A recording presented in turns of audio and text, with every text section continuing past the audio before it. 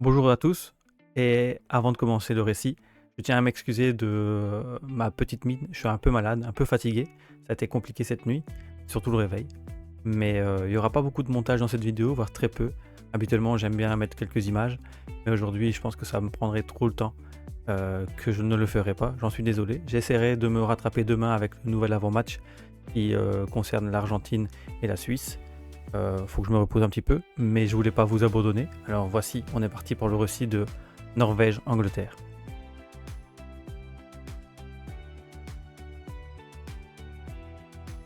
D'un côté, le pays qui répète depuis des décennies que le football doit rentrer à la maison. De l'autre, une nation qui dispute tout simplement la plus grande coupe du monde de son histoire. L'Angleterre joue avec 60 années d'attente. La Norvège joue avec la confiance d'une équipe qui vient de dépasser tous ses exploits précédents. D'un côté, le poids lourd de l'histoire. De l'autre, la liberté de rêver. Et au bout de ces 90 minutes, une seule nation poursuivra sa route vers le dernier carré. C'est Scanissio. Et aujourd'hui, on fait l'avant-match de Norvège-Angleterre.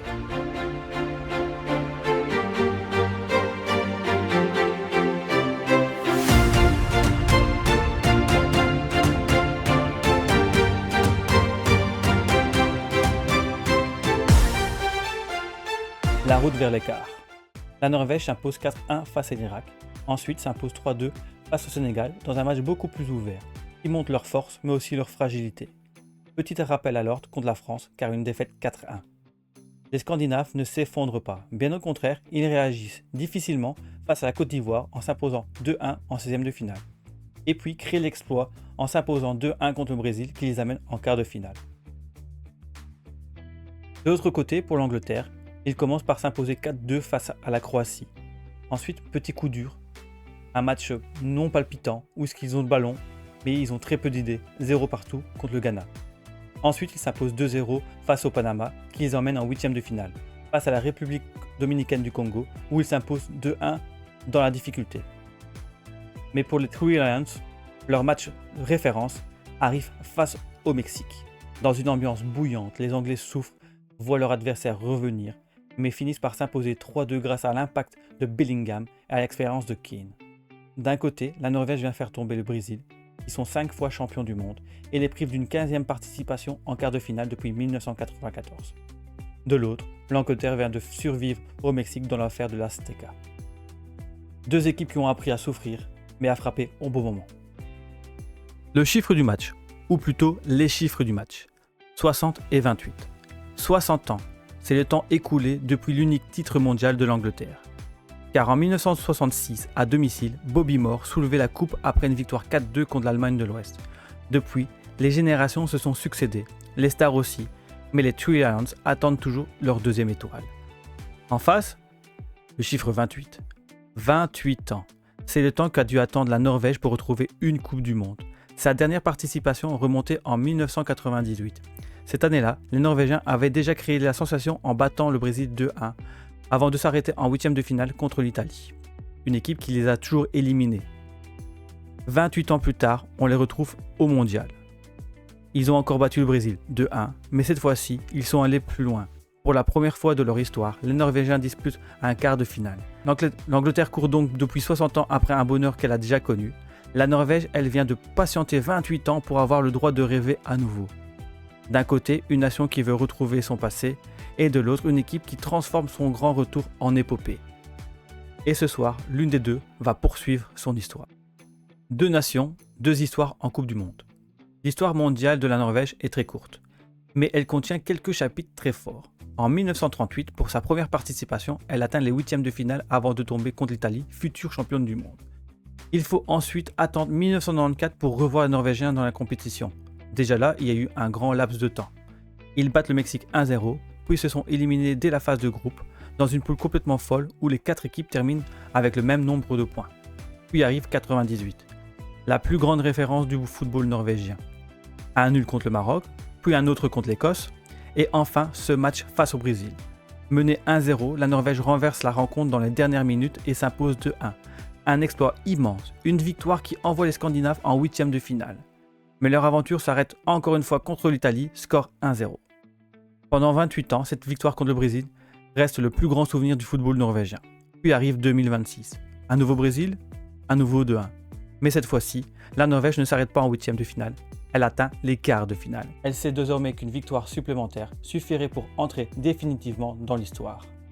L'Angleterre, elle, possède une histoire beaucoup plus lourde. 1966, elle remporte son unique Coupe du Monde à domicile, 4-2 contre l'Allemagne de l'Ouest. Mais depuis ce titre, les désillusions s'enchaînent. En 1970, les Three Lions sont éliminés en quart de finale par l'Allemagne de l'Ouest. En 86, ils tombent encore une fois. Cette fois, c'est contre l'Argentine de Diego Maradona. Un match resté dans l'histoire pour deux actions devenues tellement mythiques, la main de Dieu, puis le but du siècle. En 1990, l'Angleterre atteint les demi-finales, mais elle perd au tir au but encore une fois contre l'Allemagne. En 1998, nouvelle séance, nouvelle élimination et encore une fois contre l'Argentine. En 2002, l'Angleterre s'arrête encore en quart de finale, mais là cette fois-ci contre le Brésil. En 2006, encore une fois en quart. Encore des tirs au but, encore une élimination, mais cette fois-ci par le Portugal. Puis 2018. La génération de Kane, Pickford, Stone, Anderson, Trippier atteint les demi-finales. L'Angleterre ouvre le score contre la Croatie. Pendant quelques minutes, tout un pays imagine déjà la finale. Mais les Croates reviennent et s'imposent 2-1 après la prolongation. Les Three Lions, en 2018, jouent la petite finale et perdent contre la Belgique. Ils finiront alors 4e. En 2022, les Anglais atteignent encore les quarts de finale. Mais Harry Kane manque un pénalty face à la France et l'Angleterre est éliminée. Toujours proche, toujours capable d'y croire, mais toujours incapable d'aller jusqu'au bout. Depuis 1966, chaque Coupe du Monde anglaise commence par la même chanson et se termine presque toujours avec le même silence. Les hommes sous pression. Pour Erling Haaland, cette Coupe du Monde est déjà historique. Pour sa première participation, il a déjà inscrit 7 buts. Oui, 7 buts en 5 rencontres. Parce qu'avec Haaland, la moindre occasion peut devenir un but, même une demi-occasion peut suffire. En face de lui, les défenseurs anglais savent qu'une seule seconde d'inattention peut coûter cher et peut coûter une Coupe du Monde. À ses côtés, Martin Odegaard porte une autre responsabilité tellement différente. Il est le capitaine, le cerveau, celui qui donne le rythme et cherche Haaland dans les espaces. Et ce soir, il retrouvera Declan Rice, son coéquipier à Arsenal. Deux joueurs qui se connaissent parfaitement. Rice connaît les déplacements d'Odegaard et Odegaard connaît la manière que Rice défend. Mais pendant 90 minutes, leur complicité londonienne va disparaître. Il n'y aura pas Arsenal. Seulement deux joueurs qui veulent conduire leur pays en demi-finale. Et puis, il y a l'histoire entre Haaland et Jude Bellingham. Avant de devenir deux des plus grandes stars du football mondial, ils ont partagé le même vestiaire au Borussia Dortmund. Ils ont joué ensemble, célébré ensemble, grandi ensemble. Mais ce soir, aucun des deux va vouloir faire de cadeau à l'autre. Haaland veut emmener la Norvège dans le dernier carré. Bellingham veut porter l'Angleterre vers ce titre qu'elle attend depuis 60 ans. L'un continuera de rêver, l'autre verra peut-être sa Coupe du Monde s'arrêter face à un ancien ami. Côté anglais, Harry Kane joue également très gros. Il est le meilleur buteur de l'histoire de la sélection. Le capitaine, l'homme qui porte depuis des années les espoirs de tout un pays. Il a déjà connu la demi-finale en 2018, l'écart en 2022. Mais à 32 ans, cette Coupe du Monde pourrait représenter l'une des dernières grandes occasions de soulever ce trophée. Cette fois, l'Angleterre ne veut plus simplement être proche, elle veut enfin aller jusqu'au bout. Les clés du match. La première sera évidemment Erling Haaland. L'Angleterre sait exactement ce qu'il attend. Un attaquant puissant, rapide, capable d'attaquer en profondeur, de jouer dos au but et surtout de transformer la moindre occasion en but. Le problème, c'est de savoir ce qui arrive ne veut pas dire qu'on peut l'empêcher. Les défenseurs anglais devront rester concentrés du début à la fin. Parce qu'avec Haaland, une seule erreur peut suffire. La deuxième clé sera le milieu de terrain. Declan Rice et Jude Bellingham devront limiter l'influence de Martin Odegaard. Si le capitaine norvégien peut jouer face au jeu, il va trouver Haaland. Si l'Angleterre oblige de jouer dos au but, la Norvège risque de perdre le lien entre son milieu et son attaque. Mais les Anglais devront aussi faire attention à ne pas trop se découvrir. Parce qu'à vouloir étouffer Odegaard, ils pourraient laisser de l'espace derrière eux.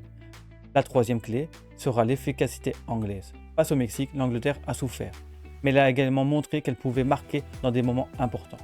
Keane, Bellingham, Saka. Les Three Lions possèdent plusieurs joueurs capables de décider d'un match. Mais face à une Norvège portée par Nyland et Haaland, ils ne pourront pas se permettre de gaspiller. La quatrième clé sera la gestion de la pression. La Norvège dispute déjà le meilleur tournoi de son histoire. Elle a battu le Brésil, elle est en quart, elle peut jouer libérée. L'Angleterre, elle sait qu'une élimination sera vécue comme un immense échec. Et parfois, dans ces matchs-là, l'équipe la plus dangereuse n'est pas celle qui possède le plus de talent, c'est celle qui joue sans peur. Et enfin, il y aura les gardiens.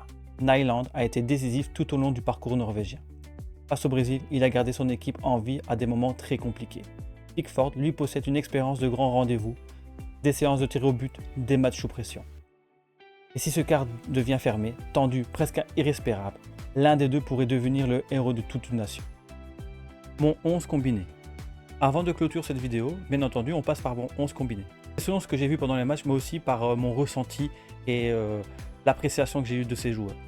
On va commencer dans les buts par Nyland. Comment pas le mettre? Le gardien, il est sans club et il fait une Coupe du Monde de feu où il maintient la Norvège en vie à des moments très cruciaux. Après, la Norvège fait le boulot, mais lui, ça montre que là, il est en pleine Coupe du Monde. En défense, j'ai mis Walker, Stones et Hager. Je ne sais pas si ça se dit comme ça, mais voilà, avec l'expérience et tout ça, il est encore très bon. Au milieu de terrain, on a Declan Rice, Martin Odegaard et Jude Bellingham. Ce sont 3 milieux de terrain qui font une sacrée Coupe du Monde. Et pour une fois, Jude Bellingham, il est dans le positif. Sur les côtés, j'ai marqué Rico Lewis et Schelderup. Rico Lewis, jeune, et il fait une bonne Coupe du Monde, même meilleure que Saka. Et Schelderup, il est toujours dans les bons coups à chaque fois qu'il monte. Même quand il est titulaire ou même quand il est en sortie de banc, regardez, c'est lui qui offre les 2 buts à Haaland. Et bien sûr, devant, les 2 attaquants fétiches, Harry Kane et Erling Haaland. Comment pas les mettre? Un qui a 7 buts, un qui en a 5, et ils sont autant les deux cliniques. Et Harry Kane répond présent dans les grands moments. Conclusion. Le poids de l'histoire contre la liberté de rêver. Norvège-Angleterre, ce n'est donc pas seulement un match de quart de finale, c'est le poids de l'histoire contre la liberté de rêver. L'Angleterre recherche une 2e étoile depuis 60 ans. La Norvège cherche simplement à écrire la plus belle page de son football. D'un côté, Kane, Bellingham, Rice, Pickford. Des joueurs habitués à de grandes scènes, mais condamnés à gagner. De l'autre côté, Haaland, Odegaard et Nyland, des hommes qui ont déjà fait tomber le Brésil et qui n'ont désormais plus aucune raison d'avoir peur. Alors, le football rentrera-t-il encore une fois à la maison? Ou la Norvège continuera-t-il à écrire le plus beau conte de cette Coupe du Monde et de son histoire? Une chose est sûre, au coup de sifflet final, une nation rejoindra la demi-finale et l'autre verra son rêve disparaître. Alors maintenant, à vous de me dire, qui sortira vainqueur de ce duel? C'était Scanicio et on a fait l'avant-match de Norvège-Angleterre. A bientôt. Ciao.